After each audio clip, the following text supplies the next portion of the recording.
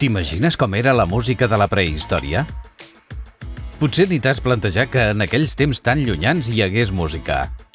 I sense anar tan enrere, com creus que era la música de fa 1000 anys? Al llarg de la història de la música trobem diferents èpoques que es caracteritzen pels seus estils musicals, ja que la societat ha anat adaptant-se a noves necessitats amb el pas del temps i també ho han fet els instruments i les agrupacions instrumentals. Els estils musicals estan formats per uns elements que els caracteritzen.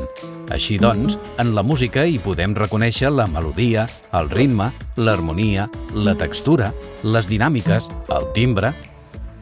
Si coneixem aquests elements, tindrem moltes eines per poder analitzar el paisatge sonor.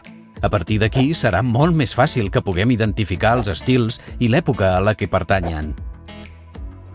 Les músiques també es reutilitzen.